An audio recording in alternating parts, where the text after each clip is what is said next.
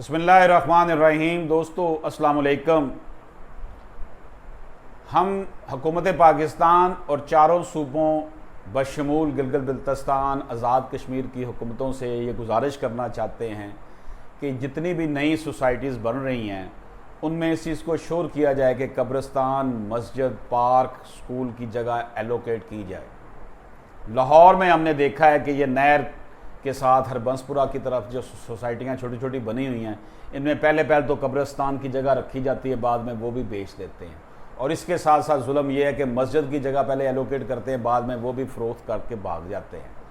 तो ये जो सिलसिला है इसको ख़त्म करने के लिए हुकूमत को सख्त एक्शन लेना चाहिए।